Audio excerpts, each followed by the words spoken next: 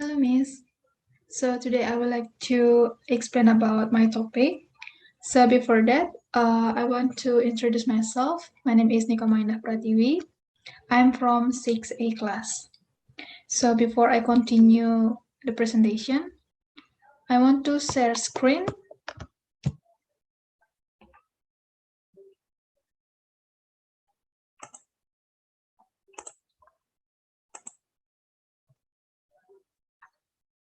Okay, so this is about my project in Canva. So the material is descriptive text and historical buildings. So the first one is basic competency. In basic competency, 3.4, descriptive text and historical buildings analyzes the social function, language structure, and linguistic elements correctly in a context. So in learning objective, there are 4. The first is analyzing social function, structure, and linguistic element of the descriptive text related to the tourist attraction and famous historical buildings.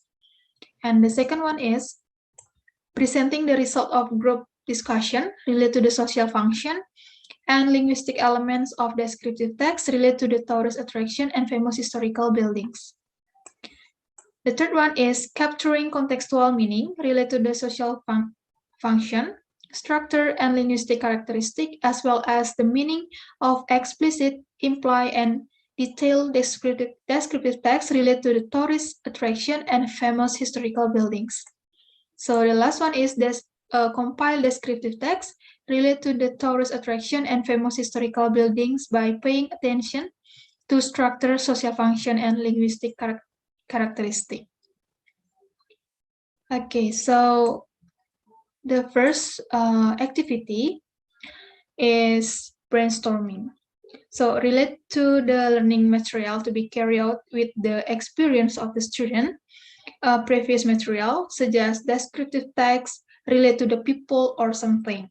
Then I will ask questions that are related to the lesson to be carried out, such as descriptive text related to the tourist attraction and famous historical buildings. So in brainstorming activity, I give 3 questions to the student. After that, student can answer my question based on their knowledge or their experience. So the question, the first one is, have you ever heard about historical buildings? And the second one is, can you mention what is include historical buildings? And the third one is, in Indonesia, can you mention some place that include historical buildings? So that's all in brainstorming activity. We continue to the reading comprehension. So in reading comprehension, I give a short story, a descriptive text about historical buildings to the student. After that, I ask student to read the text clearly, and certainly they know what the text is about. So, for example, I give a short descriptive text about Eiffel Tower in Paris. So this is the text. Okay, next activity is vocabulary. So to increase student vocabulary, I ask students to list some vocabulary that they don't know about the meaning before, based on the text that I give before. So after students do some list about vocabulary, then they can search the meaning of the word in their dictionary. So this activity can improve student vocabulary, especially in English. So next is listening activity. So in this activity, I give a link to a link YouTube for the student so that they can watch the video related to the material about descriptive text and historical buildings. So during they watch the video, they can take a note about important information based on the video that they watch.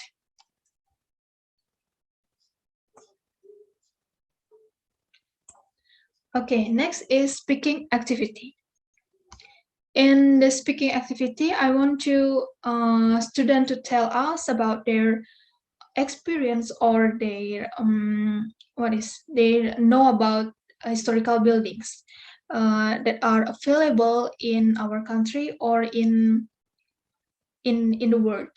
So, for example, the student can tell us or tell me, like explain the Borobudur Temple or Prambanan Temple, and they also can explain about other historical buildings in the world or in Indonesia.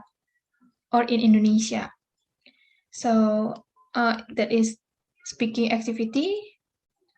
For the last, I have writing activity.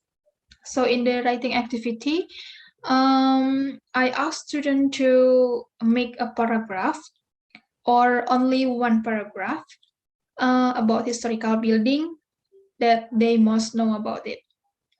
So they can write about Borobudur Temple or Prambanan Temple, etc.